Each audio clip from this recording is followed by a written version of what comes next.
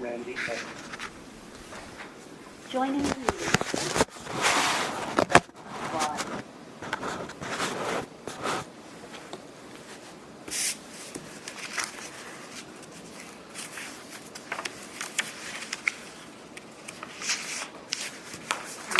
Your signature on both those are old minutes that we've already Joining the approved, meeting. that I didn't have available John for you when Corbett. we approved them.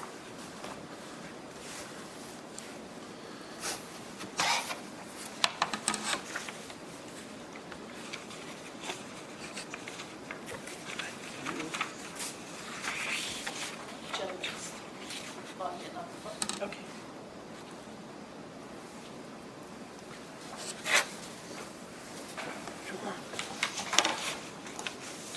Thank you.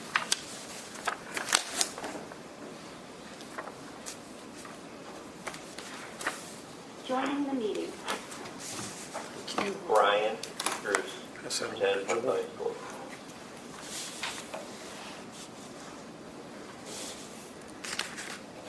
Is Dan leaving and Joining coming the back? meeting. This what? Is Dan leaving and coming back, or?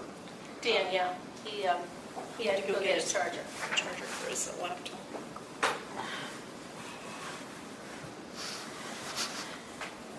Joining the meeting. Mickey Schultz. Joining the meeting.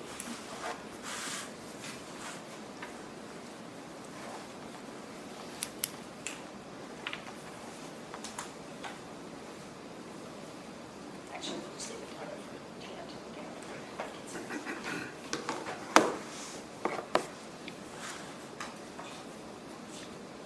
Then I'll have to come back for Jackie. That's okay. I can. Do Dan come on or right in?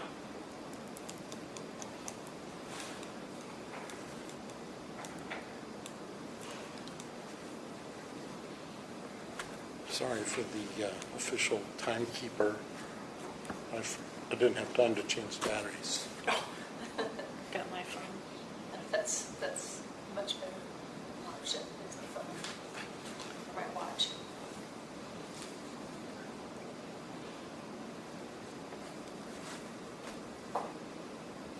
All the clocks over. Joining the meeting. They were never right, so I just. Okay, that's not good.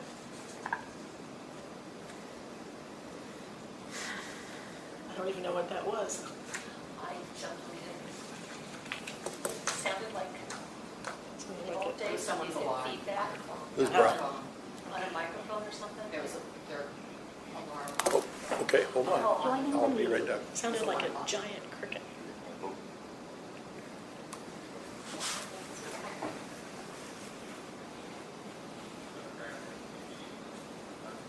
Unless that's somebody that's called.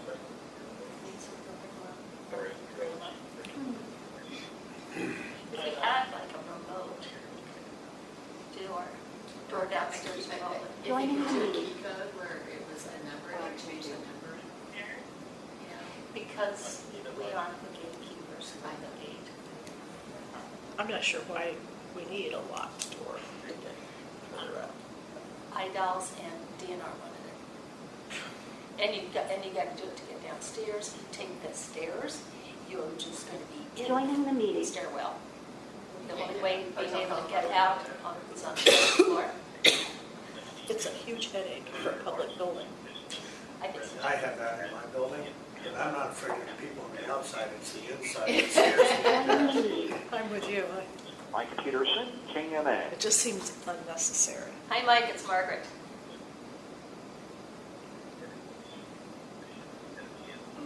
Joining the meeting. Yeah, KMA.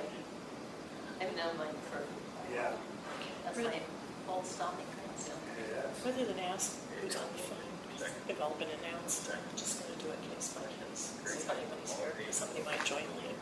Yeah. Inevitably, I don't hear somebody. Hi, Monica joined. Hey, Monica. Hi, Monica. We're just waiting for Dan, he should be back and step out.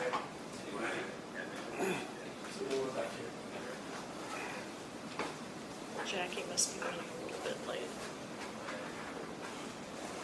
Or does she have an access card? Yeah, sure.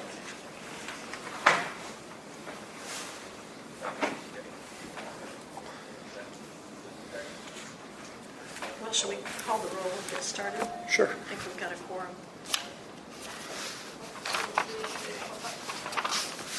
You might want to remind the phone's on mute after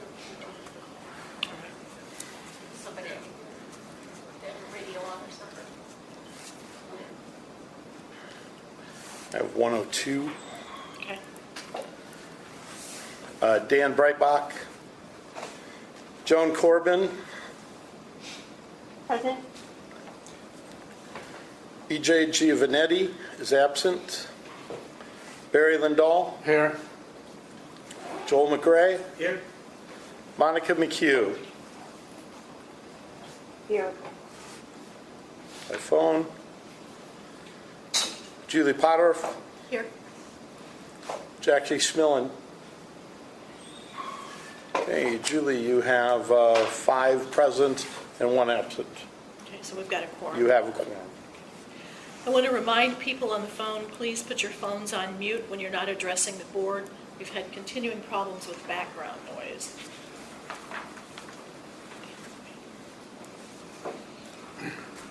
Dan Breitbarth has walked in the room. Can I get a motion to approve the agenda? So moved. Second. Moved by Barry, seconded by Dan. All in favor signify by saying aye. Aye. Aye. Aye. Any opposed? Joining the meeting. Bishop Halverson. The next item is approval of the July 21st minutes. Is missing. I know that's what it is We're missing a minute. on the agenda. I didn't notice that before. So I have a motion to approve the minutes from the last meeting. So moved. Second. Moved by Dan, seconded by Barry. All in favor signify by saying aye. Aye. Aye. Aye. Aye. Joining the meeting. Caleb McCullough. I have to turn that volume up a little bit. Okay. Yeah. Is that-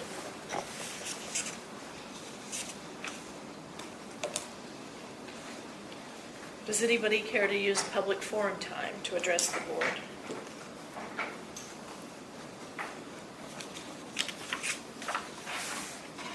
Thank you. Comments from the board chair. I never have anything too earth-shaking to say.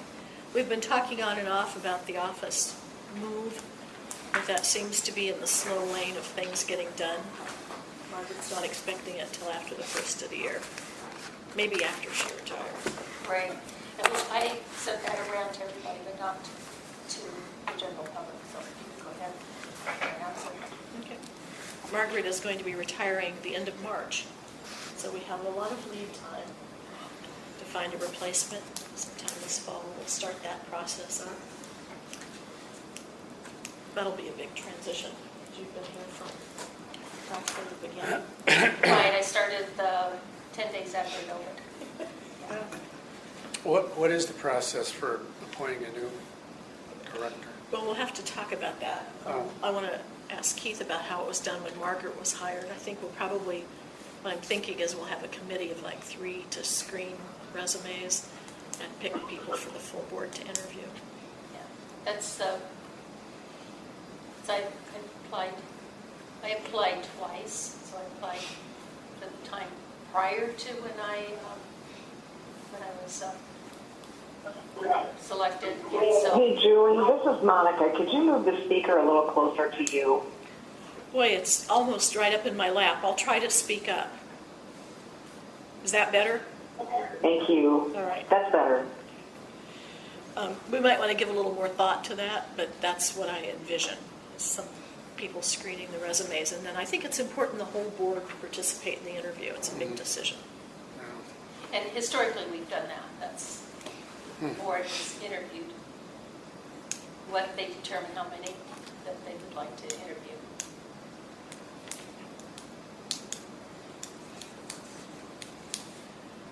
Let's move on to the advisory opinion. Margaret? Yes, you have before you advisory opinion 22A00004. This is concerning timeliness of responding to record request. This I drafted this based on some concerns that had come up concerning timeliness of responding to Chapter 22. So it's not posed by somebody else. It's before you as just a board advisory opinion, because the board may on its own motion issue opinions without receiving a formal request. The question posed is, how much time does a government body have to produce a requested record?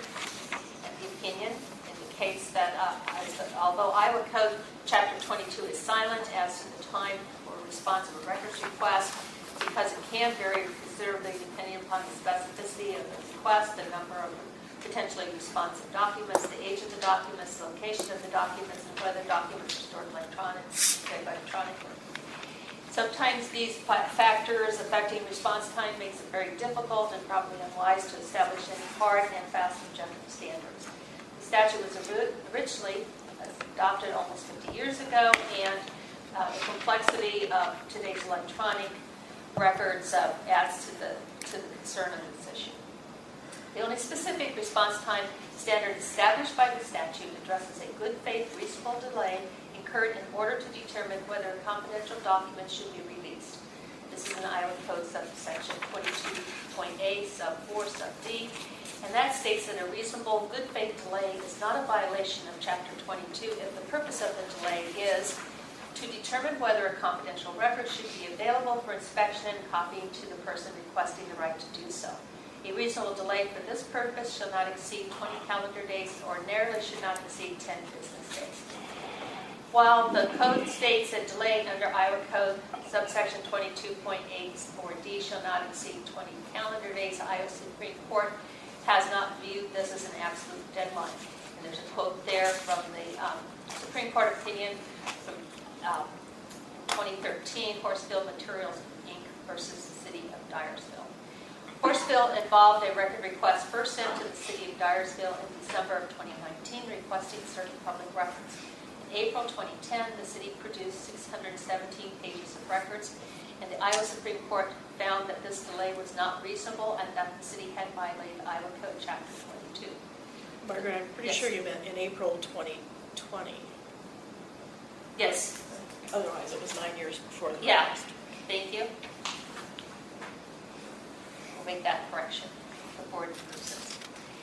In April 2020, the city produced 617 pages of records. The Iowa Supreme Court found that this delay was not reasonable and that the city had violated Iowa Code Chapter 22. The court in Horsfield listed several considerations for determining if a delay is reasonable. This could be including the size and nature of the request, but that records must be provided promptly unless the size or nature of the request makes that infeasible. The Iowa Uniform Rules on Agency Procedures and Fair Information Practices were also referenced by the court in the Horsfield decision. That Uniform Rule X.3 sub 4, Fair Information Practices, specifically says access to an open record shall be provided promptly upon request unless the size or nature of the request makes prompt access infeasible. If the size or nature of the request for access to an open record requires time for compliance, the custodian shall comply with the request as soon as feasible. We also have, the IPIB has adopted this as IP Administrative Rule 497-7.34. According to an Iowa Attorney General Sunshine Advisory Opinion from August 2005, delay is never justified simply for the convenience of the governmental body, but delay will not violate the law if it is in good faith or reasonable. There is no reason why a lawful custodian cannot communicate with a record requester. Communication is essential to determine what specific records are requested. Based upon the various complaints that have been filed with the IPIB, such communication can easily reduce disagreements over timeliness, review redaction, fees, and the completeness of the record release fulfillment. A prompt initial acknowledgement from the lawful custodian is the best way to initiate this communication. Within the first few business days of receipt of the record request, the lawful custodian should contact the requester to acknowledge receipt of the request, provide information on possible fees, and provide a timeline for fulfillment of the record request.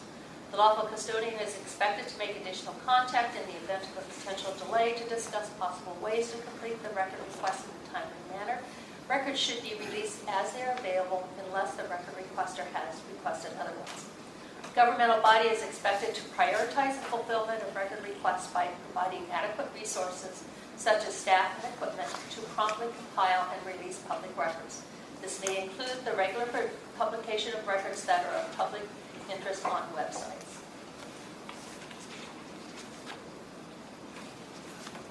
Discussion? Any questions for Margaret?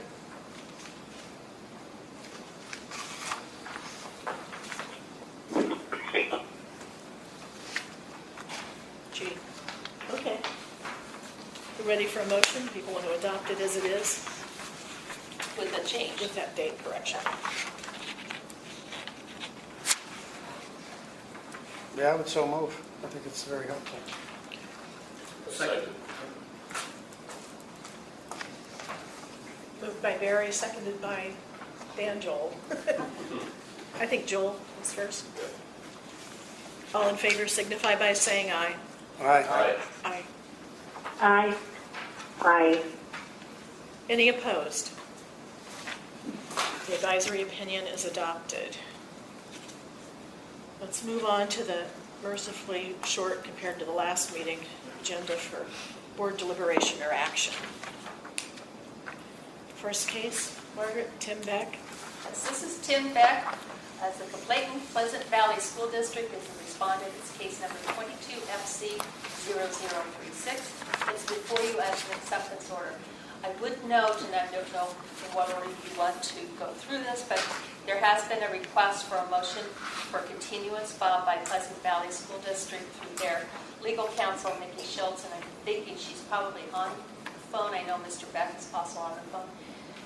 So I don't know whether you want to do that first and then go into the Why don't we discussion. just take up the motion to continue first? Yeah. That'll short circuit the rest of it. Do either Ms. Beck, Mr. Beck. Mr. Beck, sorry, or the attorney for the school district wish to speak to the motion to continue?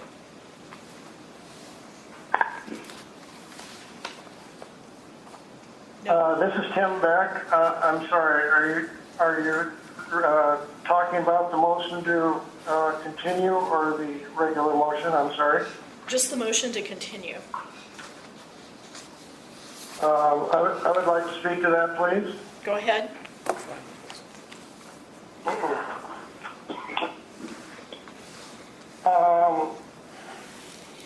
I respectfully request that the request for continuation be denied.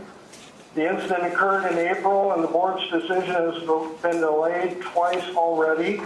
Technical difficulties in June, and the vote was tabled in July. No defense attorney attended the July meeting. Thank you. This is Mickey Schultz. I'm an attorney for Pleasant Valley School District. I filed the motion to continue, was not present at the July meeting. The proposed decision at that time was in the school district's favor, and things, apparently there were questions which were answered then, and there was a new motion. I was to be in trial this week and next week. It unexpectedly got continued just a day or so ago because of a COVID positive within Joining the meeting. team. So I'm just returning to the office, getting back to this. I was unexpectedly available. I just wanted to be transparent with Ms. Johnson and Mr. Beck that I wasn't available. Actually was not available originally, but now I technically am. I would prefer to have a continuance to September so I can review the materials since I didn't have time given the trial schedule that I had. September actually 15th. I actually am going to be in Des Moines for other meetings later that evening, so I certainly can appear in person. In addition, I would note, I understand Mr. Beck's point about it's been a long time, but there are no potential continuing violations issues. This is just a question about a past advisory committee a look reconsideration committee. There is no standing committee. There's no scheduled meetings in the future that are at issue. I don't think there's any prejudice to just continue this. Okay, board questions or comments? We've usually granted motions to continue. It's for a short amount of time. Yeah, I don't see that there'd be any prejudice in delaying it for another month. Agreed. I'd move to approve the motion. Second. Moved by Barry, seconded by Dan. All in favor of granting the motion to continue, signify by saying aye. Aye. Aye. Aye. Aye. Any opposed? Okay, the motion is granted. The next item on our agenda, Ken Bode and the Woodbury County Sheriff's Office. This is case number 22FC0063, Ken Bode and the Woodbury County Sheriff's Office is before you as a dismissal order. This complaint was filed on June 28, 2022, alleging that the Woodbury County Sheriff's Office violated Iowa Code Chapter 22 on May 4th of this year. He alleged that on May 4th, he visited the Sheriff's Office and requested to see records. He allegedly was told that the Woodbury County Attorney would need to authorize the release of the records he wanted, copies of certain videos and call records. He then alleged he went to the County Attorney's office where he was told that they were not allowed to speak directly with him as he was a defendant in a criminal case and represented by legal counsel. And I did confirm that that was Woodbury County case AGCR 111658, and in reviewing the file record on that, there had been a motion for discovery filed on December 6th, 2021. And just as a note, ethically, the criminal prosecutor is not allowed to talk with a criminal defendant who is represented by counsel without the defendant's attorney present.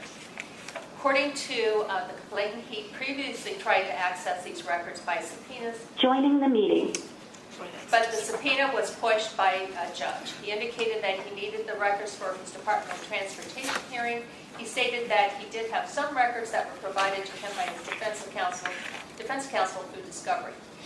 Mr. Bode stated that the specific records he has requested are radio dispatch call records from May 24th, 21, 10:30 p.m.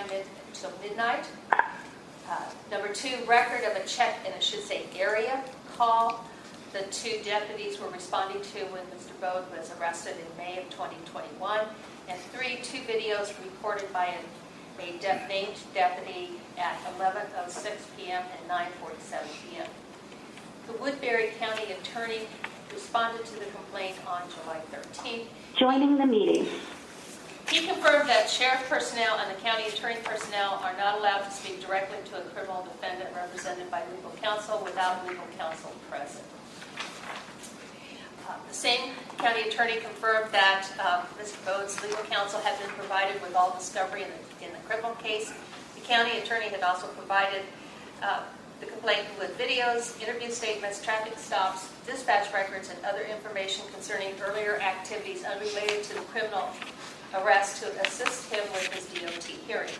And just for information Joining purposes, the meeting. For information purposes, Great. it's not unusual for a criminal defendant to conduct a subsequent DOT hearing or appeal, pro se, that's without counsel, because the defense attorney is normally court appointed only to represent an individual in a criminal manner, and that does not extend to any ancillary matters. Other records not directly related to the event surrounding the arrest were not released pursuant to Iowa Code Section 22.7 sub 5, confidential peace officers investigating reports. Mr. Bode replied to this response on July 15th, stating he wanted to view all the records he subpoenaed and questioned whether the county attorney had provided him with all exculpatory evidence. And again, I've referenced the Brady rule. That's the Iowa Supreme Court rule concerning what kind of evidence has to be provided to a criminal defendant. Iowa Code Section 22.7 states that certain records shall be kept confidential unless otherwise ordered by a court, by the lawful custodian of the records, or by another person duly authorized to release such information. And subsection 22.75 includes peace officers' investigating reports, and that indicates what the statute says. Of importance is toward the middle of that, it says, however, the date, time, specific location, and immediate facts and circumstances surrounding a crime or incident shall not be kept confidential under this section except in those unusual circumstances where disclosure would plainly and seriously jeopardize the investigation or pose a clear and present danger to the safety of the individual. This subsection applies to peace officers' investigative reports whether they are an open investigation or a closed investigation, according to the Iowa Supreme Court. There's no right in Iowa Code Chapter 22 to demand that the lawful custodian allow a person to personally review confidential records. So Mr. Bodie does not have a right to review peace officers' investigative reports. There could be other barriers to proceeding further with this complaint. Iowa Code Section 23.71 requires that a complaint be filed with us within 60 days of the alleged violation. Mr. Bode references his previous attempts to access these records dating back to at least December of 2021. Also, Iowa Code Section 23.8 sub 2 states that a complaint cannot be accepted by the PIB if it relates to a specific incident that has previously been finally disposed of on its merits by the board or a court. He indicated that he had already asked for these through a court and they had been denied when his subpoena was questioned before he filed his complaint with the PIB. If any confidential records are needed for a Department of Transportation hearing, an administrative judge can also issue a subpoena to review the records for that hearing. My recommendation is that this be dismissed as legally insufficient beyond the jurisdiction of the IPIB pursuant to Iowa statutes. And I'm pretty sure Mr. Bode is going to be on the phone. Is Mr. Bode on the phone?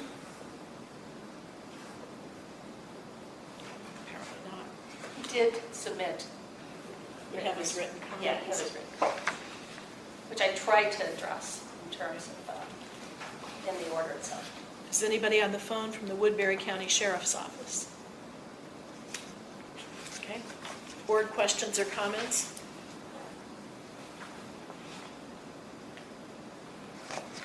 We were a quiet bunch today. So has he ever received these documents that he requested, records?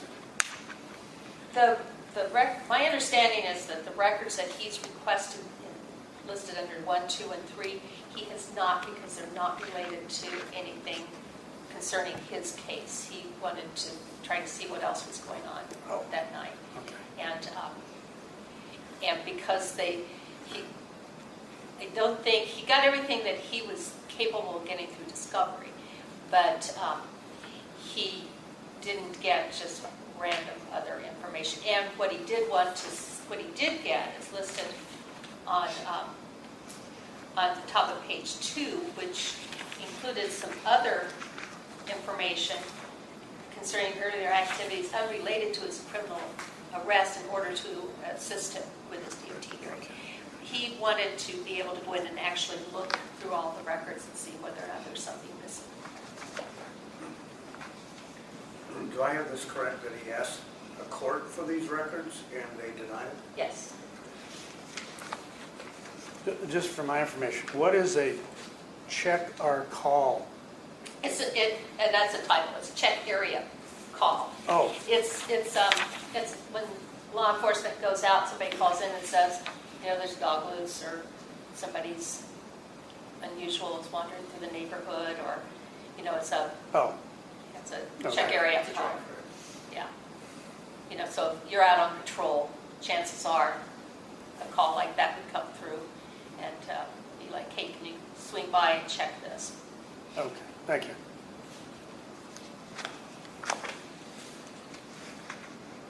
I'd move to approve the dismissal order. Second. Moved by Barry, seconded by Dan. All in favor of the dismissal order, signify by saying aye. Aye. Aye. Aye. Aye.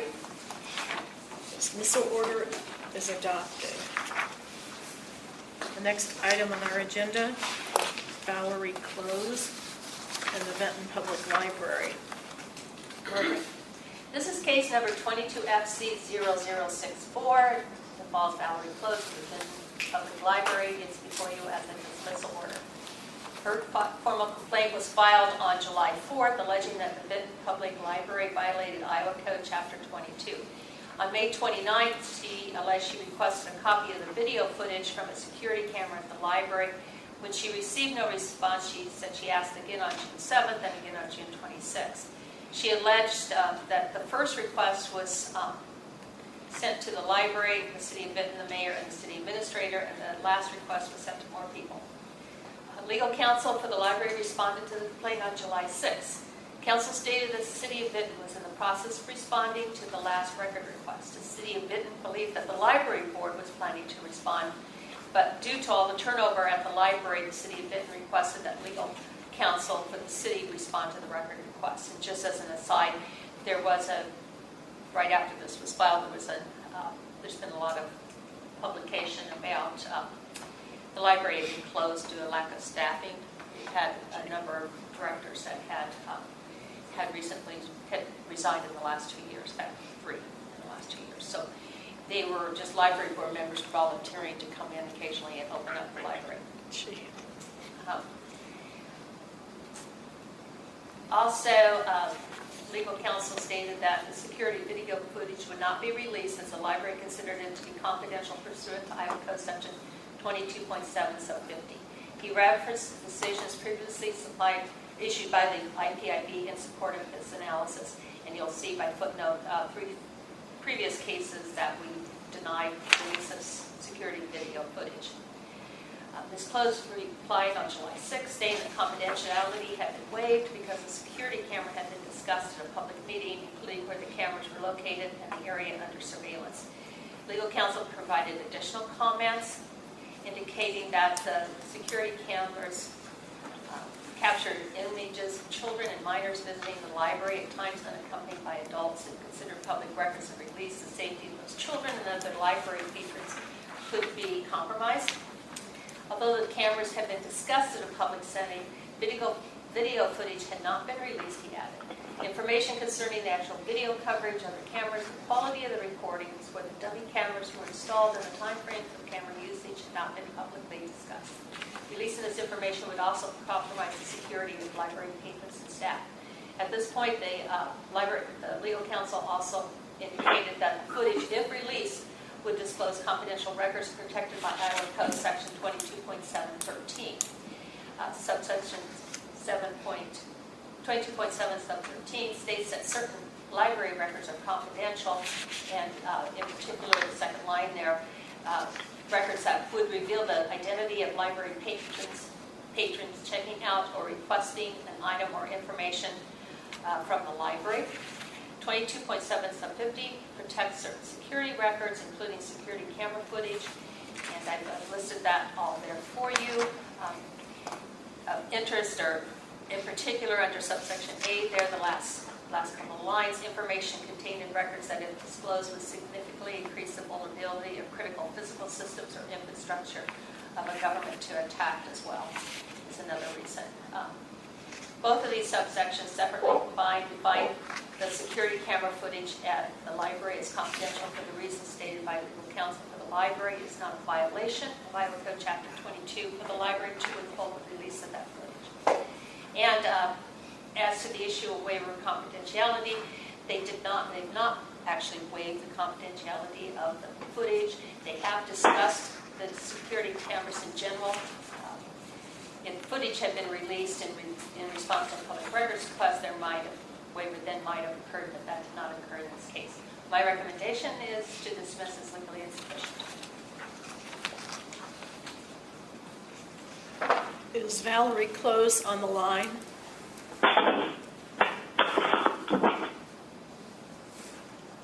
Anybody from the Benton Public Library, their attorney, Doug Herman, on the line? Right here. Oh, well, hey. Good afternoon. I'm not here to make any comments other than just we support the proposed decision. If there's any questions, I'd be happy to answer. Okay, that's about the shortest comment we've ever had, particularly from a lawyer. Questions or discussion from the board? I think subsection 22.7, subsection 13 makes it pretty clear that records that could identify a patron checking out or accessing the library would be confidential and should not be released. According to the counsel from the library, that's exactly what this camera footage would do. So I support the proposed dismissal.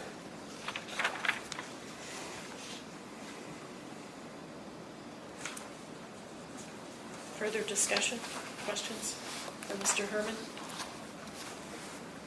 I'd move to accept the dismissal. Second.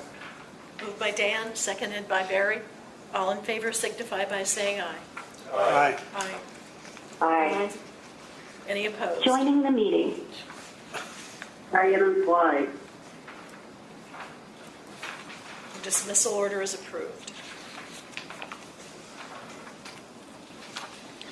This must be the new phone system. It is. Yes. It's a very disruptive announcement every time somebody joins in. Our next case is Heather Dingbaum and the Central DeWitt Community School. This is case number 22FC0039. It comes before you as a dismissal order. Heather Dingbaum is the complainant in the Central DeWitt Community School District as a respondent. This complaint was filed on May 11, 2022, alleging a violation of Iowa Code Chapter 22. She alleged that she received a letter from the district on March 30th, 2022, concerning a complaint she had filed with the Iowa Department of Education. The letter referenced attachments, but the attachments were not provided. When she requested the attachment, the district responded on April 4th that the attachments are not available to the public, because she asked for them as a public record. Legal counsel for the district responded to the complaint on May 25th, 2022. Counsel stated that the attachments are not to be released as they are confidential records pursuant to Iowa Code Sections 22.71, 22.74, and 22.711. The attachments contain student information involving students other than Ms. Dingham's child, personnel information concerning the staff and attorney work product. I would note that this was brought up initially, the Department of Education offered to release the attachments to her in an attempt to resolve the matter. However, the offer was not based upon a determination that the attachments should be considered public records. The records were not released by the Department of Education based upon the district's determination that the records were confidential. Chapter 22.71 defines certain student records as confidential, and that includes personal information concerning students in records regarding the student, and then it goes on to talk about some exceptions to that, which are not an issue here. Somebody's copying. Okay. Iowa Code Section 22.7 sub 4 defines certain attorney work product as confidential. Records which represent and constitute the work product of an attorney which are related to litigation or claim made by or against a public body. And 22.711 addresses the confidentiality of personal personnel records, and lists, in addition to that, specific information that must be released from confidential personnel records. Legal counsel for the district allowed the IPID to review the withheld confidential records pursuant to the protections of Iowa Code Section 23.6 sub 6. Based upon this review, a 3-page document was recommended for release to Ms. Bingham. The other documents were determined by IPID staff to meet the definitions of confidential records as noted by the district. And therefore, my recommendation is this be dismissed as legally insufficient. And I would note that I was the one that reviewed the records, the attachments. Do we have Heather Dingbaum on the line? How about legal counsel for the Central DeWitt Community Schools? She did file a written comment. Yeah, and we have her additional comments. Board questions? Discussion? So these code sections even prevent a parent from getting child? No, they don't, but she was asking for these as public records, not Okay. as her educational records. So she received additional information based on the educational records. But what she wanted to do was to see information that was withheld that did not involve her child, but involved statements made by other children. Okay, thank you. Got it. Madam Chair, can I ask a clarifying question? Go ahead, Susan. When you reviewed the documents, were the documents such that, I understand the sensitivity of this, that they could have been released with redaction? There were mostly photographs that were not. And the personnel records were all of identified personnel that in order to redact it, you would have taken out everything. She specifically asked for certain things.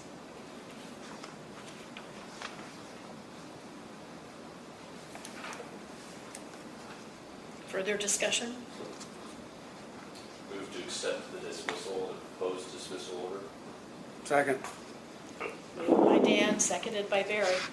All in favor of the dismissal order being adopted signify by saying aye. Aye. Aye. Any opposed? We're moving right along here. The next item on our agenda is Randy Evans. Good day.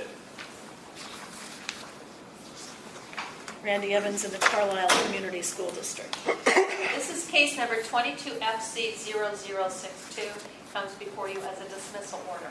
This complaint was filed on June 26, 2022, alleging that the Carlisle Community School District Superintendent violated Iowa Code Chapter 22 on June 21st of this year. Mr. Evans alleged that on June 6th, he requested any records that list by name the members of the Carlisle Community School District Media Reconsideration Committee. He stated that the committee was formed in August of 2021 by the school district and policy number 6053RI.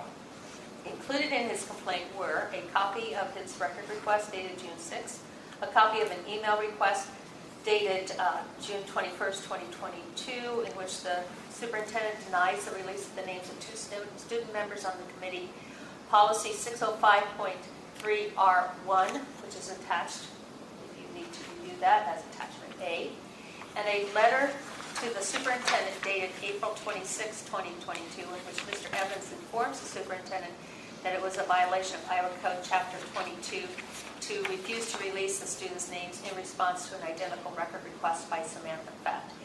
And in that letter, Mr. Evans states he's following up on a record request made by others in March of 2022. At the time, the superintendent had fulfilled the request for the membership list of the Media Reconsideration Committee by releasing the names of the adults on the committee, but not the students. He stated in his letter that he disagreed with the superintendent's refusal to release the students' names and argued that Iowa Code 22.71 and the Family Educational Rights and Privacy Act, or FERPA, do not define these records as personal information in records regarding the student. On July 22nd, legal counsel for the Carlisle Community School District responded to the complaint on behalf of the superintendent. Legal counsel stated that the original record request for the names of the students on this committee was filed by Samantha Fett on March 28th of 2022. On April 11th, 2022, legal counsel informed the superintendent that the names of the students were confidential pursuant to Iowa Code sections 22.71, 22.711B, and 22.718, and the FERPA, which is the federal law. Legal counsel also referenced two Iowa Supreme Court decisions. Number one, Clymer versus the City of Cedar Rapids by the Iowa Supreme Court in 1999. And number two, Crest Citizen in the University of Iowa from the Iowa Supreme Court in Iowa in 2012. For your information and in support of this order, Iowa Code Section 22.71 defines confidential student records. This code section defines personal information and personnel records as confidential, and then this is 22.711 references student employees in subsection B. So if these volunteer students would be, or anybody wanted to argue that they were considered employees because they were serving on the school committee, if you see 22.711 subsection B, which is in boldface on page number 3, personal information and confidential personnel records of government bodies relating to student employees, shall only be released pursuant to, and that's FERPA. So this subsection refers a lawful custodian to FERPA to determine whether to release information if student records, if the student is an employee. Iowa Code Section 22.7718 protects records concerning information received from individuals who could reasonably be expected to not have communicated with the government body had they known that the record would be released. That includes communications which a government body could reasonably believe that those persons would be discouraged from making them to that government body if they were available for general public examination. And for those who have been on the board during the last year, you'll recall that the Supreme Court in the Ripker decision indicated that you look at that from the standpoint of whether it would be reasonable to believe that the comments would be made and not whether it was actually there was actual discouragement. Information contained in the communication is a public record to the extent that it can be disclosed without directly or indirectly indicating the identity of the person outside of the government making it, or enabling others to ascertain the identity of that person. But of course, if you're requesting someone's name, there's no way to release that information without identifying the person. Council argued that the students involved in all likelihood would not have volunteered to serve on this committee had they or their parents known that this information would be released. In support of this, Council cited various recent incidents and events where adults have been targeted for decisions relating to certain books that had been reviewed by school districts. If the students could arguably be considered as district volunteer employees, then the provisions of Iowa Code or FERPA would have to be considered in releasing that. Council argued that it adds no public value to disclose the names of the individual school children who weighed in on their library's decision to carry the book. The names of the children on the committee do not add to the public's access to the reason behind the school board's decision. Providing student names on this committee would serve no public purpose other than to expose those students to potential harassment and ultimately harm community engagement as a whole. Mr. Evans replied that FERPA and Iowa Code Section 22.7 sub 1 allow the release of directory information from student records. He provided examples from the district website that included names and photographs of students engaged in band, choir, sports, and student council as examples. The IPIB adopted the analysis of the interplay between FERPA and Iowa Code Section 22.71 in the probable cause report filed in formal complaint 19 FC 0075 Vandenberg and West Burlington Independent School District. And I quoted there from that court order, IPIB order, that FERPA restricts the release of any personal identifiable information from educational records and any other information that alone or in combination is linked or linkable to a specific student that would allow a reasonable person in the school community who does not have personal knowledge of the relevant circumstances to identify the student with reasonable certainty, or information requested by a person who the educational agency or institution reasonably believes knows the identity of the student to whom the educational record relates. Iowa Supreme Court has ruled that Iowa Code Chapter 22 incorporates the confidentiality provisions from FERPA, and that's in the Press Citizen versus University of Iowa decision. The court in the Press Citizen opinion also ruled that an entire record could be withheld as confidential when the record requester would otherwise know the identity of the reference student or students. FERPA does allow the release of personally identifiable information in certain circumstances that are not applicable to this record request. This is referencing back to our previous decision.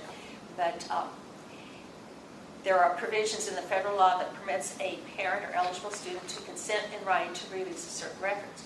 Directory information is defined by FERPA as directory information is information contained in an education record of a student that would not generally be considered harmful or an invasion of privacy if disclosed.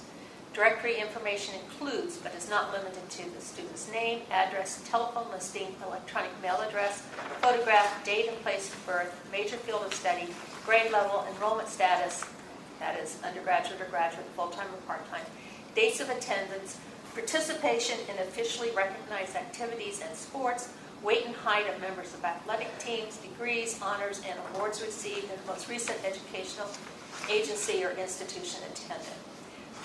This district adopted policy 506.2 as a procedure to allow students and parents to determine whether to opt out of the release of student directory information, and that's included as an attachment B to this order. This policy lists the information that parents can choose to allow the district to release.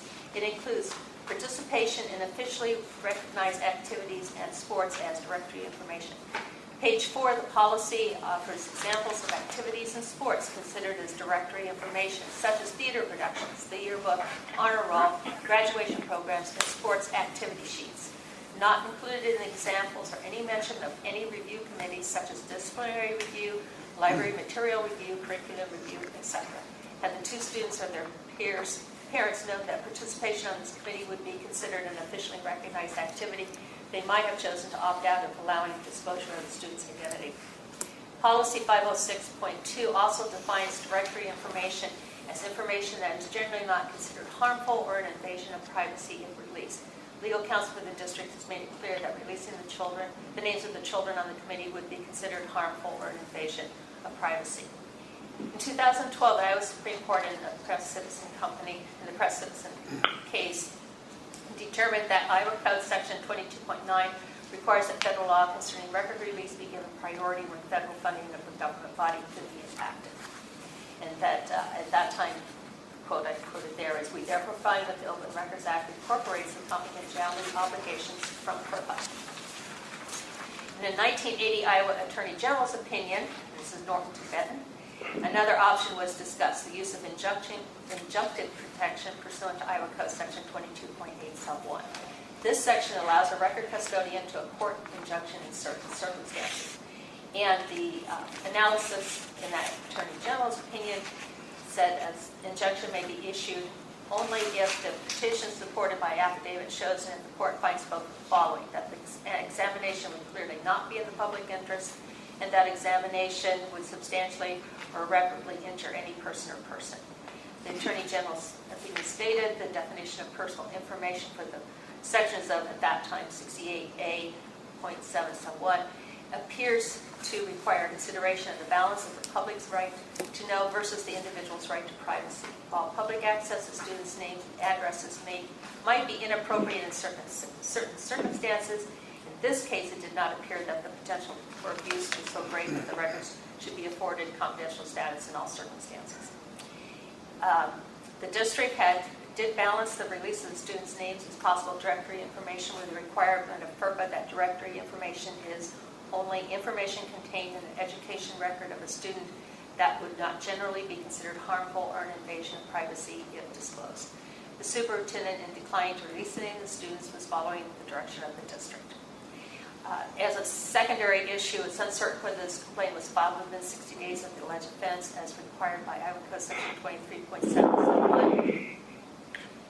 Mr. Evans was apparently aware of the alleged offense as early as the date of his April 26, 2022 letter to the superintendent, which would be beyond the 60 days required to file a complaint.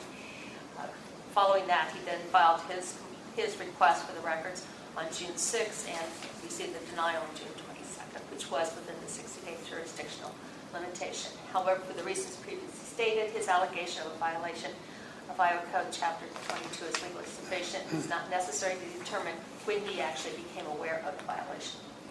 Iowa Code, my recommendation that this be dismissed as legally insufficient. And I know Mr. Evans is on the phone. I'm not sure if Ms. Beacon is on. I think Randy is on the phone, but he filed written comments that say that they will suffice, and he didn't care to speak at the meeting. Do we have anybody from the school district who cares to speak? Nope. Questions or discussion from the board?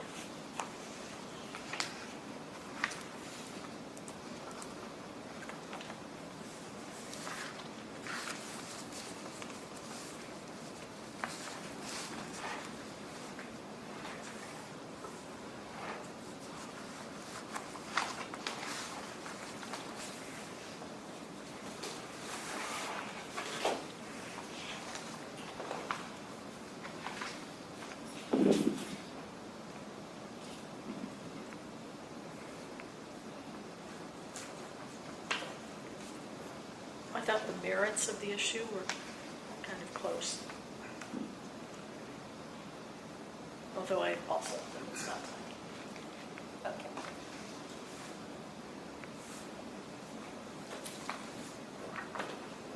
He's got pretty long comments, I'm still trying to kind of get through. Mr. Yeah, Randy filed extensive comments. My only comment on his comments was there is quite a bit of discussion as to Chapter 21 potential violations, but there were no allegations of a Chapter 21 violation in his original complaint. So I don't think we can go into that, the fact that they may or may not in the future violate Chapter 21.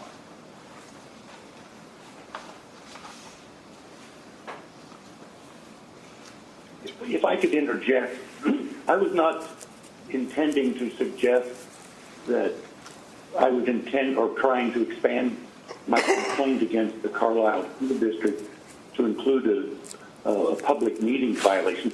I was only providing context for you, the board members, about the other case that is pending involving the Pleasant Valley School District, where the issue centers on the question of whether these reconsideration committees are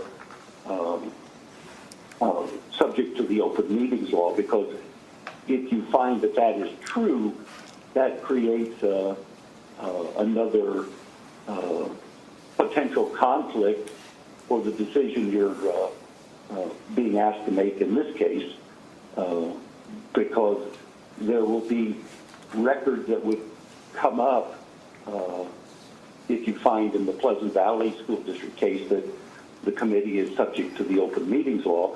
There will be records issues that arise about identifying board members or committee members. So that was the purpose there. It wasn't an attempt to bring in a backdoor complaint against Carlisle. Thank you, Randy.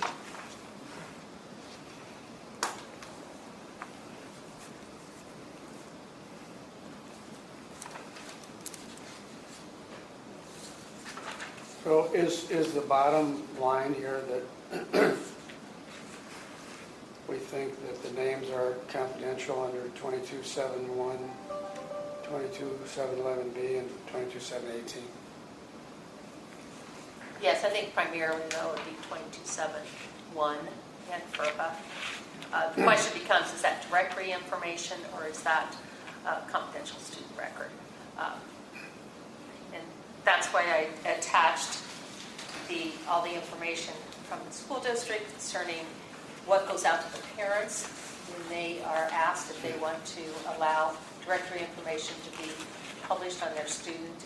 And if you see in their format on, I guess, under the second part of it, the authorization for releasing student directory information, they give a lot of opt-out. You can release that that information in these areas, but it doesn't say anything about, serving on committees or anything. It is odd that these students sit on this committee in a public meeting, right? I'm not quite certain how they deal with it, whether they actually meet or whether they just submit comments, written comments. Okay, I thought I saw something that said they actually attend public sessions of the committee. Did I misread that? They are members of the Reconsideration Committee, 2 members of the student body designated Right. as student council advisors. Right, but I don't know anything about whether or not they've actually had meetings that they've appeared at.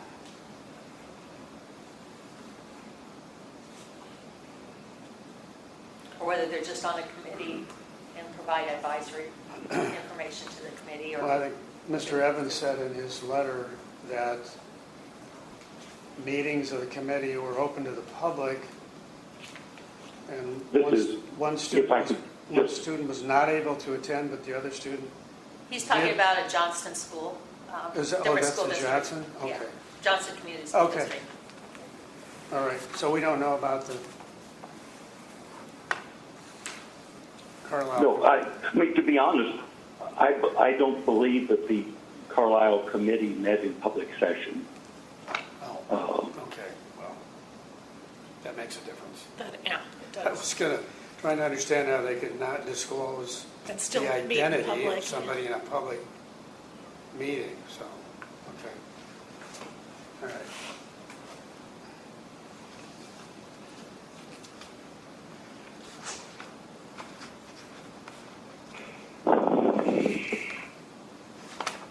I'm surprised we don't have somebody here from the school district Yeah.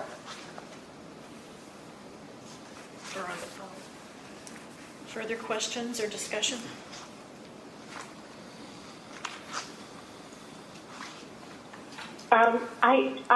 This is Joan. I'm thinking, I know this reconsideration committees there as they exist is different than perhaps a student member of a school board, which would obviously be in the public eye. So I just wondered what other board members thought about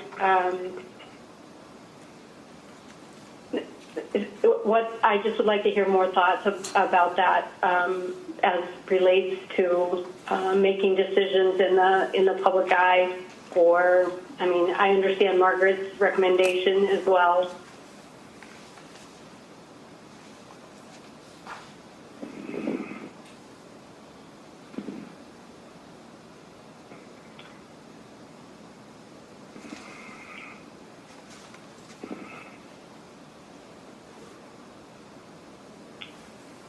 I'm not sure what the question is. I think she's wondering what everybody's Well, I opinion just was wanting to hear anybody else's thoughts. This is different than, I mean, this is sort of a new thing, or come more in front of the public eye. So it is clearly, am I correct that this is clearly different than a student member of something that is clearly in the public eye and in an open meeting like a student representative on a school board? I think it is different than a school board seat, yes. Okay. Yeah. Okay. Thank you.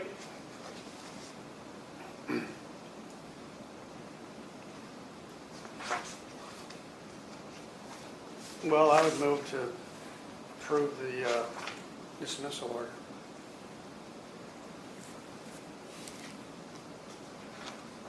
Second.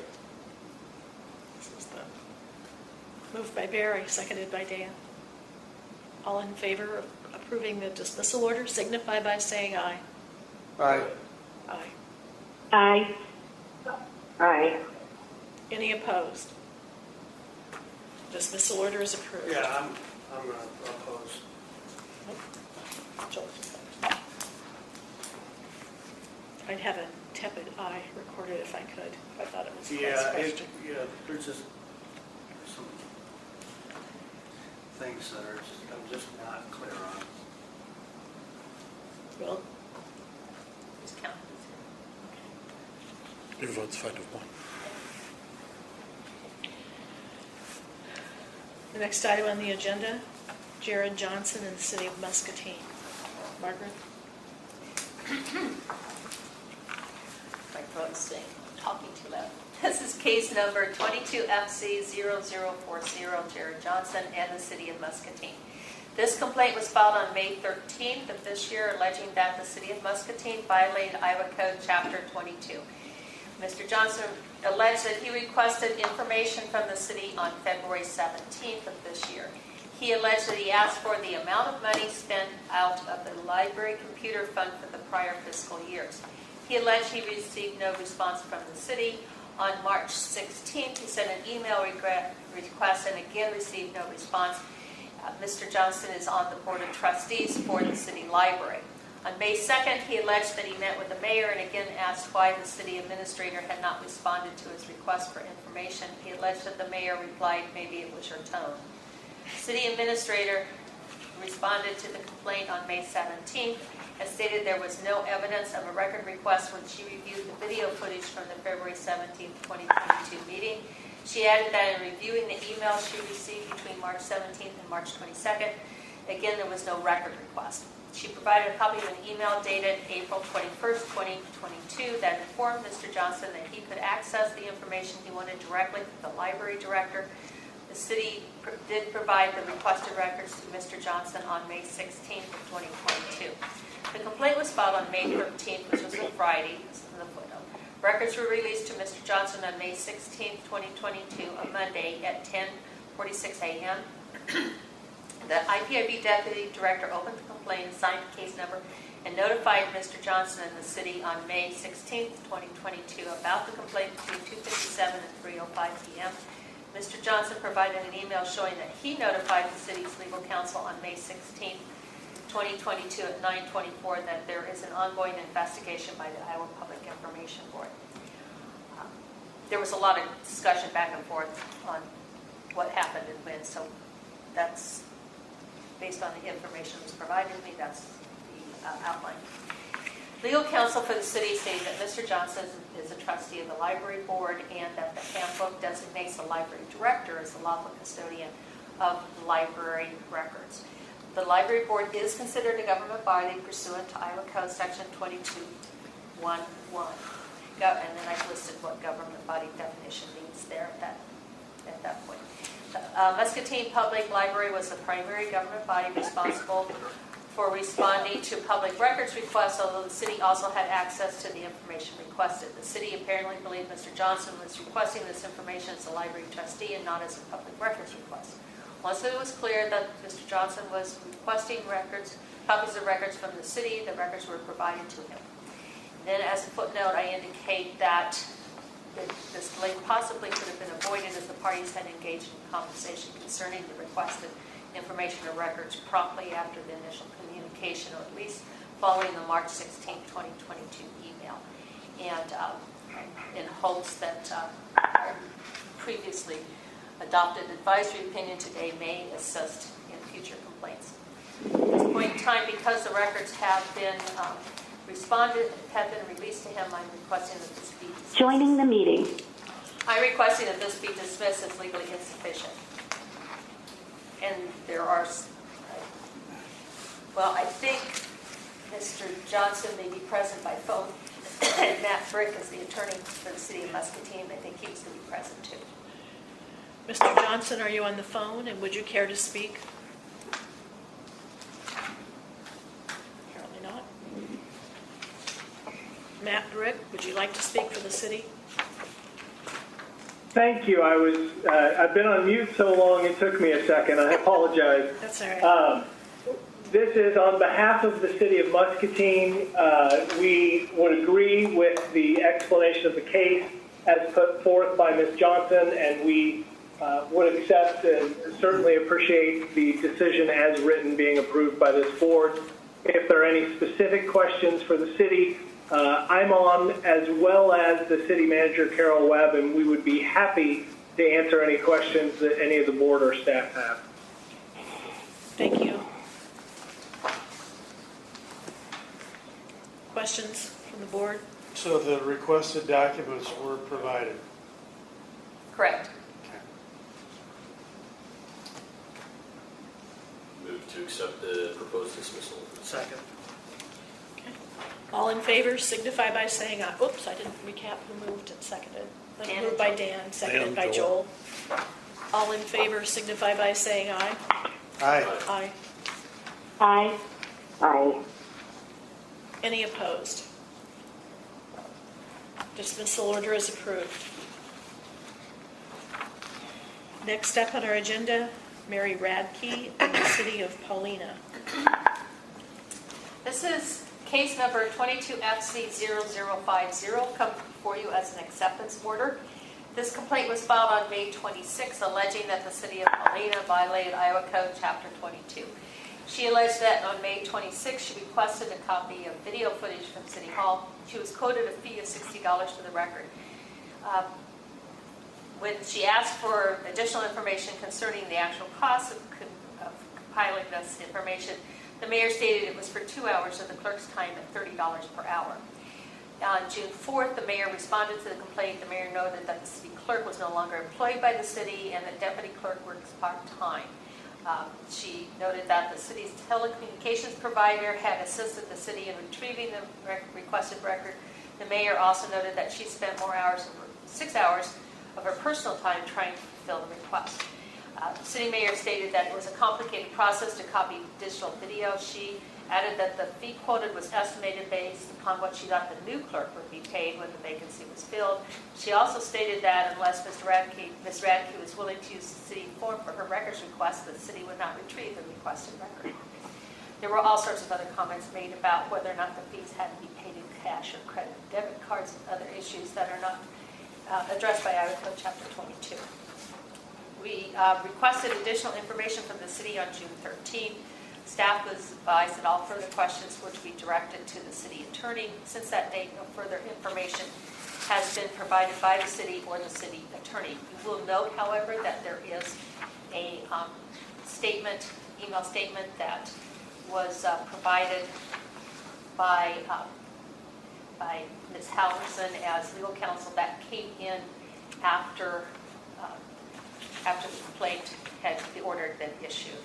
But that was the first time that we had any specific information concerning how fees were determined, and it's still unclear exactly what fees were going to be for this record request.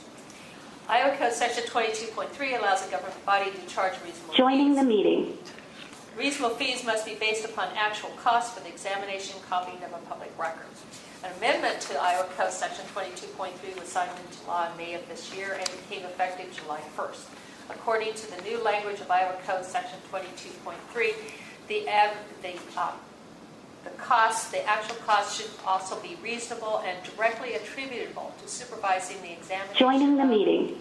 The examination of and making and providing copies of public records.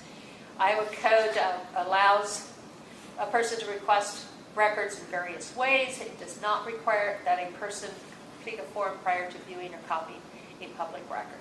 Based on just some concerns about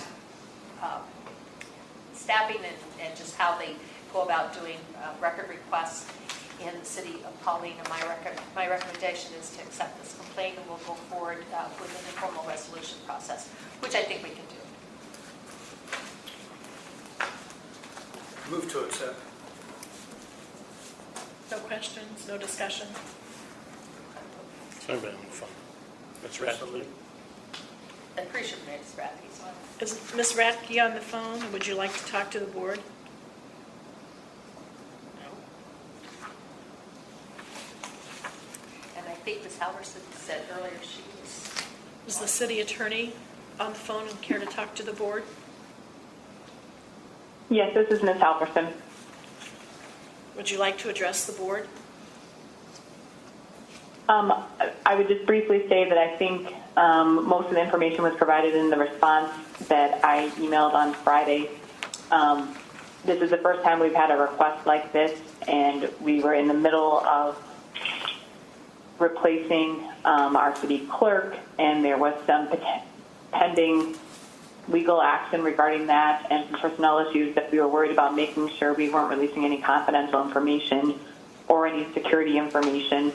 The footage has been available since the middle of June for Ms. Radke personally view at the office at no cost or to obtain based off of the fee that was established. And we really were just trying to look at putting together a reasonable fee for the actual cost for something like this, because the actual cost that was expended by the city was not reasonable.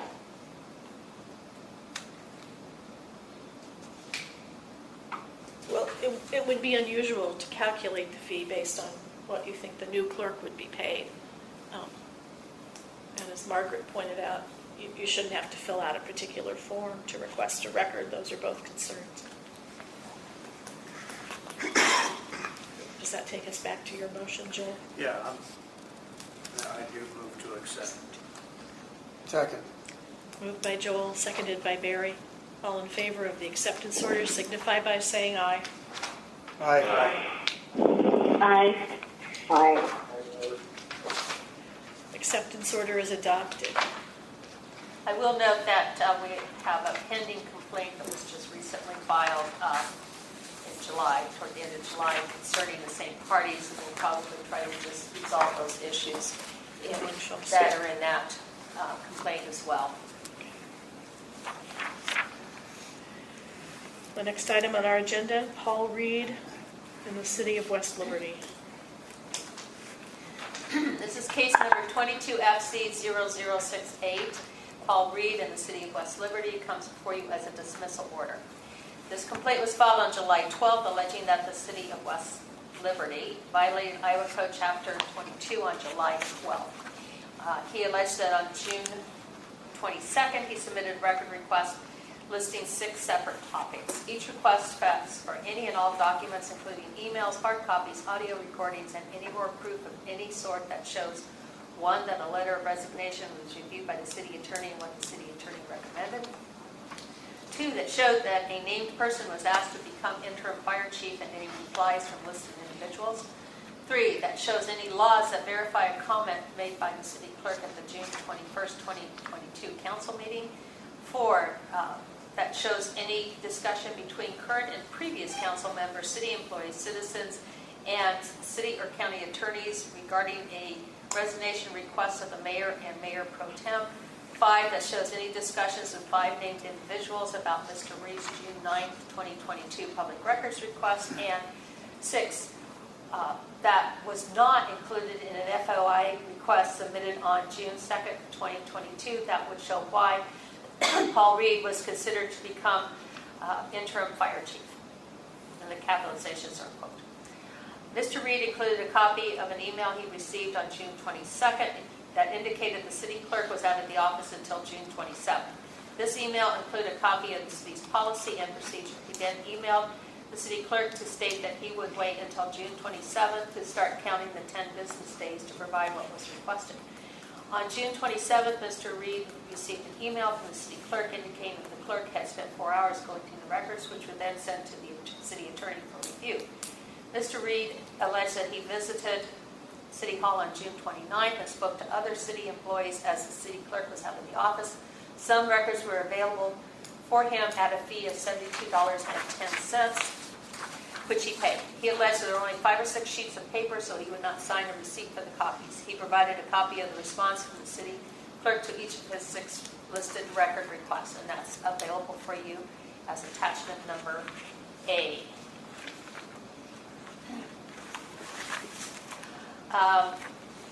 On July 12th, Mr. Reed again emailed the city clerk and resubmitted his original request. He stated that the city clerk responded, noting that there were no other records responding to his request. Mr. Reed then sent an email with 3 questions, noting that he had still not received the resignation letter he requested. He alleged that he got another email from the city clerk on July 12th with answers to his questions and additional public records, including the resignation letter. As of the date of the filing of this complaint, Mr. Reed alleged he had only received records responding to items 1 and 4 as outlined on the first page of this order.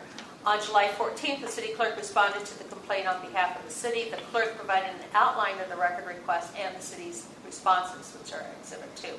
The response included 62 additional pages of copies of records that have been provided for this and earlier record requests. Mr. Reed replied to the response on July 21st. He characterized the response as a blatant lie, adding that he had not received most of the pages included in the attachment. He did acknowledge, however, that he got that July 14th response with all the attachments. With the release of all responsive records, the only issue remaining is whether the fee charged, $72.10, is unreasonable. The city clerk indicated that over 16 hours were spent retrieving records, but Mr. Reed was only charged for 4 hours at $20 per hour with the first 30 minutes at no cost. This is not unreasonable and is based on actual costs as required by Iowa Code Section 22.3. Therefore, my recommendation is that the complaint be dismissed as legally insufficient. And I'm thinking there may be some people that will be on here and willing to speak. Lee Gerst and Paul Reed are the 2 people that might be interested in speaking. We'll see. Is Mr. Reed on the phone? Yes, I am. Would you care to address the board? Yes. Okay, you've got 5 minutes. Go ahead. Okay. I don't know if Miss Margaret Johnson sent you guys my actual responses back in regards to this dismissal order. But there were things that were included in this dismissal order by the fact that if you guys did get that, I have it listed as Exhibits 1A and 2B. If you look at Exhibits 1A, you'll notice that reply that was just listed, copy and pasted my items, and then in bold print underneath it, you'll see that her responses to those items. In Exhibits 2B is just a list of what she included in that manila folder, and that was it. And it was basically what I had already received in the previous FOIA request. So I don't understand how it took her 4 hours to basically repeat what she had sent me in the previous FOIA request, free of charge.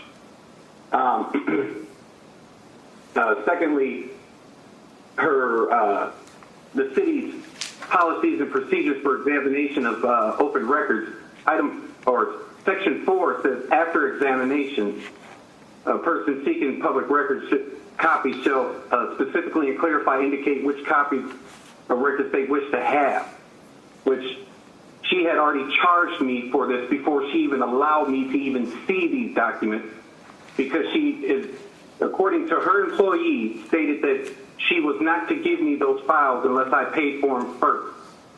Once I paid for them, then that's when I realized that they were copies that I already had. And I didn't feel the need to sign for these because I already had them. So why repeat something, twice to me? Like I said before, I was not charged the first time, but then this time, all of a sudden, it took her 4 hours to repeat what she already sent. That didn't make sense to me, and that's why I refused to sign those documents. The sign that I received those documents, because technically, she didn't give me anything. It wasn't until after I filed this complaint that I realized that there were 62 pages of things that she had submitted, and yet that may have taken her 16 hours. But June 27th was stated in this dismissal.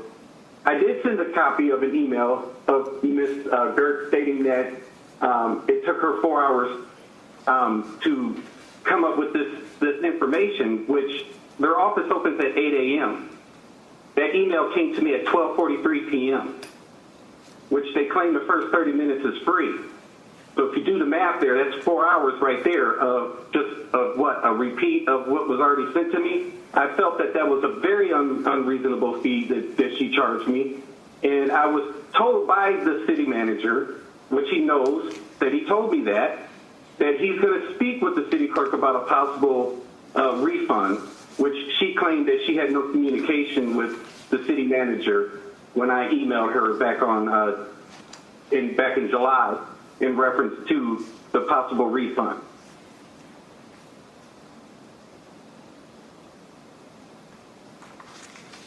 Anything further, Mr. Reed? Nope, unless, Ms. Gertz, or if she's here, has anything I would like to rebuttal if need be, but that's it. Okay, is someone here from the city of West Liberty who'd care to speak?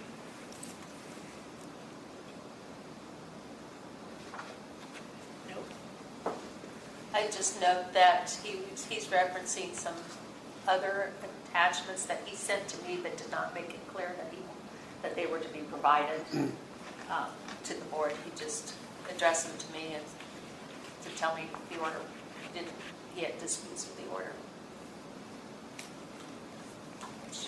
I do have copies If I may of it. add, Go ahead, Mr. Reed. if I may add to that, you guys can, if Ms. Margaret didn't produce that information, if you guys have in front of you the 64-page document, pages 31 through 37 is all that I received that day on June 29th from Ms. Gertz. That was it. None of the rest of the pages that she sent to you guys, she sent to me. Even if you look at page 31, it's a poorly redacted, or not redacted, it's a poorly provided document of just my items, copy and pasted with both, print underneath. But then if you look at pages 1 and 2 of that those 64-page documents, she put letterhead there. I mean, nicely wrote it up for you guys. And I'm just curious to know, why couldn't she have done the same for me and even gave more details? Because if you look at item 3 from page 31, according to what she sent you guys, she doesn't really answer my questions in mine, but she fully gives details in yours. There's a huge difference between how she wrote it to me compared to how she wrote it for you guys. I felt that this dismissal, I pray that you guys don't grant this dismissal, because she did not comply. She did not comply at all. Thank you, Mr. Reed. The letter he's referencing is included here as Exhibit 2 that has the nice letterhead. And I don't think, I'm not disputing that he didn't get the records on June 29th, but the records were provided to him at a later date, on July 14th, and included that's with the 60-some pages of information. It was unclear whether that was answering a bunch of different record requests or just the one specific one. And it's my understanding that one of the emails I got indicated that if he had an issue with the fees, that he would certainly bring that before the city council and ask for a refund. So all of the records he requested have been provided to him, right? That's my understanding, and he did acknowledge that he got No. 6. I don't know what records he doesn't have, if there are records that he doesn't have, because that was not. Everything that is submitted in that 64-page was stuff that I made requests on in a previous FOIA request, not this current FOIA request. Then the response to the most recent one would be Exhibit 2, which indicates that there was a letter of resignation that was provided, and there were no documents no documents, written emails, or recordings for this record request about Mr. Martinez. Item number 3, there's no documents for this request. This was a statement made by the city clerk during the council meeting referencing a phone conversation, so there's no documents that underlie that. The copy of the letter to the council was provided as a copy. Discussion was held by the council during the meeting. That video is available online for anybody who wants to see it. Item number 5, completed request by supplying a photocopy of correspondence and email strands for the request, and which he indicates he did get that, but there weren't very many pages. Item number 6, there are no records for this request, and as to the charges that was outlined in this letter, how that was determined, and if he would like to request a refund, he can send a written request, and she'll give it to the city council for their consideration. Did you understand that, Mr. Reed, that you could request a refund from the city council if you think the charges were unfair? Can you speak up? I could barely hear you. I'm sorry. Did you understand that you could request a refund in writing, and the city council will take up your request if you thought the charges were unfair?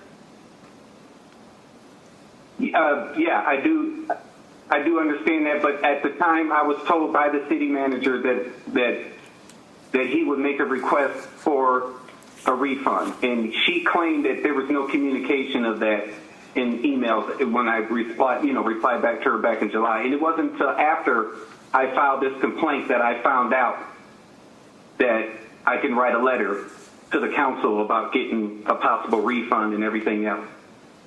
Well, I'd encourage you to. A lot of this stuff. What's that? I'd encourage you to pursue the refund if you think the charges are unfair, since they've offered that alternative. I will do that. Okay. Anything further from the board members? I think it comes down to whether or not we believe it took them 14 hours to obtain the documents requested, or 16 hours. If it did, $72 is certainly reasonable. I would indicate, or I would believe. Actually, she indicates in Exhibit 2 that it took that long, but they only charged for 4 hours and they Right. get half an hour free. Right. So, I mean, And he still has the option of requesting a refund directly from the council. And according to Exhibit 2, they did provide the documents that he requested, That they had. that they had. Yeah, there's a lot of things they didn't have. and it seems to me like some of the documents they didn't have would take a substantial amount of time to determine whether or not they had them or not, like they indicated. Emails, recordings, things of that nature, you'd have to go through a lot. So, I support the dismissal order. Is that a motion? Yeah, I'll move to adopt the proposed dismissal order. Second. Moved by Dan, seconded by Barry. All in favor signify by saying aye. Aye. Aye. Aye. Aye. Okay. Dismissal order is adopted. Okay. The next item, Nicholas Ryan and the South Central Regional Airport Agency. Yes, this is case number 22FC0065, comes before you as a dismissal order, filed on July 6th, alleging a violation of Iowa Code Chapter 21 on June 28th of 2022. An allegation was made that the airport agency held a meeting on June 28th, 2022. Another typo. And during that meeting, improperly went into a closed session. He alleged that the stated purpose for the closed session was under Iowa Code Section 21.51C to discuss strategy with counsel in matters that are presently in litigation or where litigation is imminent, where disclosure would be likely to prejudice or disadvantage the position of the governmental body in that litigation. When Mr. Ryan asked what litigation was to be discussed, no one answered him. He added that the only possible litigation involving the SCRAA was a matter that had recently been decided by the Iowa Supreme Court and was no longer in litigation, nor was any litigation imminent. And this was the Site 8 Landowners versus SCRAA, City of Pella and City of Oskaloosa, and then Alaska County decision that was filed on June 24th, 2022 by the Iowa Supreme Court. He also alleged that one member of the SCRAA was told that he could not participate in the closed session. Legal counsel responded to the complaint on July 14th. Legal counsel was present at the June 28th meeting and advised the member that this closed session was appropriate. The purpose of the closed session was to discuss the opinion filed by the Iowa Supreme Court on June 24th, 2022. Procedendo had not yet issued on the appeal. In addition, the Supreme Court reversed and remanded the case to district court for further litigation. Therefore, the matter was still in litigation and an appropriate topic for the closed session. The one member that was excluded from the closed session was because he was appointed to the SCRAA by Alaska County and adverse party to the SCRAA in the litigation. 21.54 allows for the exclusion of a member in a closed session, and it says specifically that members should not be excluded from attending a closed session unless the member's attendance at the closed session creates a conflict of interest for the member due to the specific reason announced as justification for holding the closed session. Because this member was appointed to the SCRAA by an adverse party, the use of this closed session to exclude his attendance at the closed session was appropriate. Mr. Ryan asked us to review the recording for the closed session. However, pursuant to Iowa Code, those detailed minutes and recording of the minutes have been sealed. SCRAA provided sworn affidavits from the litigation attorney present at the closed session and from the chair. Both affidavits that stated the requirements of Iowa Code Chapter 21.5 were followed during the closed session. My recommendation is this be dismissed as legally insufficient. Is Mr. Ryan on the phone? Anybody from the South Central Regional Airport Agency on the phone who cares to speak? Yes, Your Honor. It's Amy Beatty on behalf of the South Central Regional Airport Agency. I'm here to answer any questions that you have, but otherwise we would request dismissal of the complaint. Thank you. Board questions or discussion?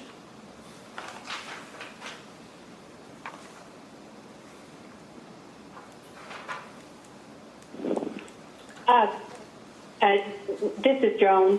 I don't have any questions or comments, but would like to be recorded as a recusal on this item. Thank you. Okay.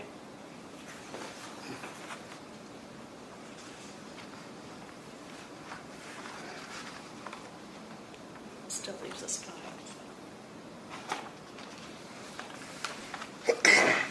No board discussion or questions?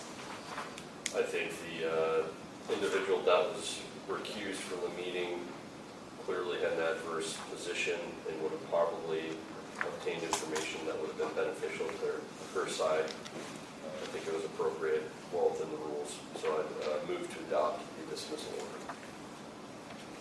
Second. Okay, moved by Dan, seconded by Joel. All in favor of adoption of the dismissal order signify by saying aye. Aye. Aye. And Jones recused. Any opposed? Nope. Dismissal order is adopted. That brings us to Diana Sly, and we have a report on an informal resolution. This is case number 22FC0053, Diana Sly and the Lorimer City Council. You may recall that this was accepted by the board on July 21st of this year. Pursuant to Iowa Code Section 23.9, parties have agreed upon terms for an informal resolution and in fact are on their way to work on it. We're giving them 90 days to do it because there's been some question as to what exactly they're doing in terms of these terms. So I'll be following up, making sure that they file everything and do everything they're required to do.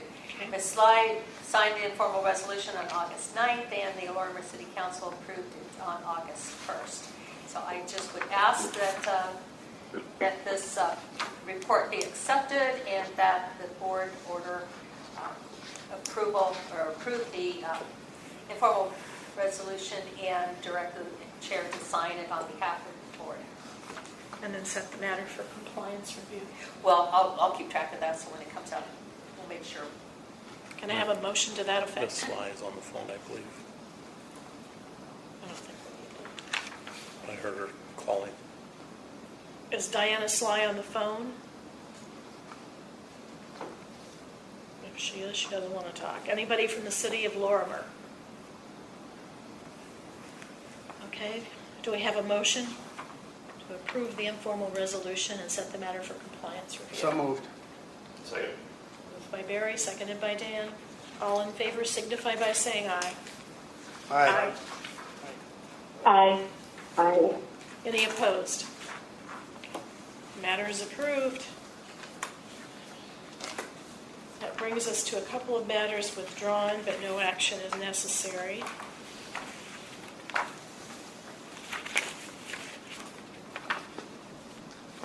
And we have a number of matters that are still pending listed for your consideration. Boy, compared to last month, this meeting is racing along. That should bring us to committee reports. Anything from communications, Brett? Nothing. Legislative committee? I would just note that the legislative committee has met and discussed possible legislation. They scheduled another meeting before the September board meeting, at which time I'm hoping that we'll have some items for the board to look at the September meeting. In order to propose legislation as a state agency, we have to have those filed. There's a process for filing those, pre-filing those, and that has to be done by the end of November. So historically, we try to bring matters before the board in September for discussion. That way we have October to maybe draft things and bring it back to the board.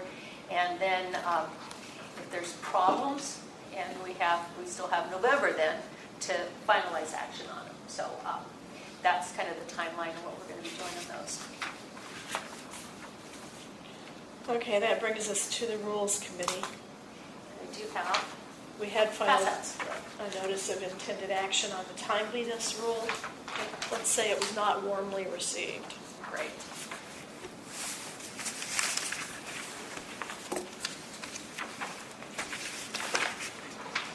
And you appeared before the Rules Review Committee. You want to? Right, I was given a little bit of a heads up about what some of the comments were going to be. So by the time I got there for that, they didn't have a whole lot of questions, I don't think. I provided a lot of the information. They had questions about all sorts of things, but basically, I don't think we got a positive comment. You can see, because we gave you information about what we got back from other organizations, and it was pretty extensive. We had a public hearing, and a lot of those comments were made before then, and we had a bunch of written comments. And so it was just sort of a culmination to go before the Administrative Rules Review Committee and allow the legislators an opportunity to chime in on what their comments were. But basically, it came down to kind of 4 areas. 2 days was too short a period of time in order to require somebody to acknowledge a public records request. Social media, record requests made on social media was uniformly People were unhappy. They were unhappy about that. There was questions about whether we had jurisdictional authority to even do a rule based on something that's not directly addressed in the statute, whether we can do a rule on acknowledgement when the statute doesn't talk about acknowledgement. And then the fourth one was whether we were giving local government an out by saying unforeseen circumstances could be a reason for there to be a delay in the 2-day requirement for acknowledgement. So that's where we are. We have a couple of routes here. Retreat seems to be the wisest course. You can file something to terminate a rulemaking, which I understand is rarely done, or you can let the time run without adopting a final rule. There's 180 days under the Administrative Procedure Act to act on a notice of intended action. So I guess what I think is the wise thing to do is to let this rulemaking that has everybody up in arms die and come back and take up piecemeal some of the things that we need to do that were in the rule. The most innocuous was to get rid of a couple of rules we had that just really didn't comply with the law, including the rule that seemed to allow the board to just order records produced without giving a hearing to the lawful custodian. That's the least controversial. Right, and that's what's before you. With this handout that I just gave you, it's a notice of intended action. And I just this is exactly what I have to file with the state with LSA if the board wants me to go forward with it. But the whole front page is just the stuff that we have to put. Joining the meeting. The first. Laura Bellin. The whole first page is just what we have to fill out when we fill out the form. And then the meat of this is on the second page where it says the following rulemaking actions are proposed, and it's the rescinding rules that we previously submitted. And we have to, every 5 years, all agencies are required to do what they call a 5-year review of rules. We are on an off schedule because this was established in 2012 and we didn't have rules until 2013. So I'm labeling this as, even though we don't have to do it until next year, I'm labeling this as a 5-year review of rules, so that we'll get on the same schedule as the rest of the state, because you get lots of notices that do not get it. So I've added that in there as well. So I think we need a couple of things from the board. If you concur, we ought to let this die a natural death and come back and tackle the rulemaking subjects in pieces. I think we need a motion to that effect. Let the rulemaking expire. And then a separate motion on what Margaret has distributed to take one of the pieces and rescind a couple of rules that were cleanup matters. And then we'll revisit later whether we want any kind of acknowledgement put in rule form. Anything about timeliness or any reasons which might excuse delay in providing requested records. So is that your recommendation, that we let it die? Given the reception Margaret got at rules review, yes. Yeah, I support that. they aren't going to, at this point in time, they didn't approve it, so either we have to, I'm not sure why they told me I had choices, but, Well, they both end in no rule being adopted. right, I know, that was my choices were, how do we want to not have a rule adopted? By just letting it die, or do I want to file a notice of termination of rulemaking request, which apparently nobody knows really even how to do, so. So I recommend we let it die and Yeah, then so come what back. would the motion be? Um, To let No it further die? action on the rulemaking. Okay, I would make that motion. Second that motion. Okay, moved by Barry, seconded by Dan. All in favor of letting this rulemaking die, Aye. living to fight another day, signify by saying aye. Aye. Aye. Aye. Okay, and then we need a motion on Margaret's proposal that we take up the piece about rescinding a couple of rules that are kind of cleanup measures. One of which I know was authorizing the board to just order things released with no hearing. That's correct. And it was actually, that rule was found in two places. We've already taken it out in one place, and this was kind of stuck in a place that was kind of interestingly stuck. But so to be consistent, that would take that part out. The other one was when we adopted the standard rules for contested cases, there was some language in there about when, if and when the petitioner in a case can withdraw a contested case, and since we're the petitioner, that rule just didn't make any sense. All contested cases are initiated by the board, not Right. by... Yeah, not by parties. So we need a motion to proceed with Margaret's recommendation on those two, hopefully non-controversial rules. Do we need a date in here? I'll put that on, we put that on based on when it gets filed. Okay. Yeah. So move to adopt Margaret's recommendations. I would second that. Okay, moved by Dan, seconded by Joel. All in favor signify by saying aye. Aye. Any opposed? Aye. Oops, sorry. Aye. Ayes by Joan and Monica. Any opposed? I do think we should not abandon the idea altogether of having rules that push custodians along. In some cases, we've seen extensive delays in getting back to people. It really should be a priority by the lawful custodian to furnish records that are requested. But if you've hacked off the Rules Review Committee, it's best to lay low and then come back and take another approach at it another time. I thought it made sense. I did too. Yeah. I thought it was good. Okay. There's no point in holding our breath till we turn blue from Yeah. the Rules Review Committee, Right. so Yeah. we'll come back.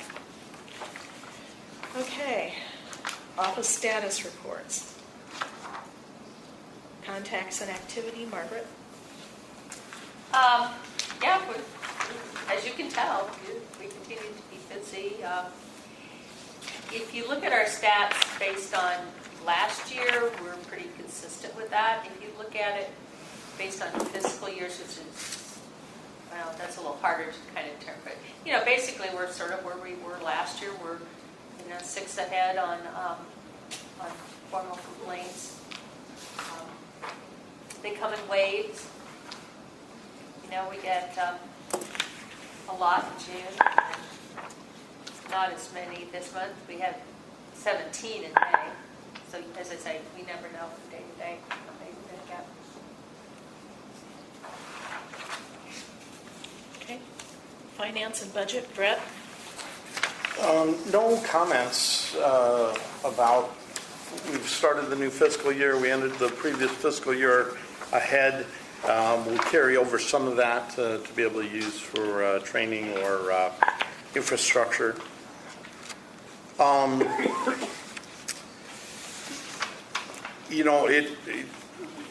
We've got some potential budget issues with Margaret's transition, but I don't anticipate that that's anything to be concerned about at this point. I think that historically, the way our budget's been, we'd be able to absorb whatever. So we should be good with that. We just got an email yesterday saying it's time to start working on fiscal year '24. And asking what our request is going to be, but then if you read it, it says you will submit a status quo budget. So Right. it's like, Our budgeting is not too difficult anyway. well, but I'm like, wait, if we're status quo, why even bother to ask us? 90% of our budget is salary, From and that's all one set. area to another area. So, Yeah, Most of it's but salary. it's all salary though, so. There's not much room. but paperwork for a small agency is the same as the paperwork for DHS. So Right. Yeah. it's a busy 3 months when Margaret's always sending me the emails. Did you get this done? Did you fill that out? Yeah. Did Yeah. you submit Because that? I'm the one that gets the, you haven't done this email. Do you have an update? Anyway, so everything's fine financially. Unless you have questions, I'm happy to answer how we're spending our money or not Apparently spending mostly enough in salary. salary. Right. Do you have an update on presentations and training, Margaret? Nothing recently, we didn't do anything since the last time we met. Okay. Our next meeting will be here in this conference room in the Wallace Building, September 15th. A motion to adjourn. So moved. Second. Moved by Barry, seconded by Dan. All in favor of adjourning, signify by saying aye. All right. I have 2:49. Better than 5:30. Now, Thanks, Mary, everybody. you can Glad you did.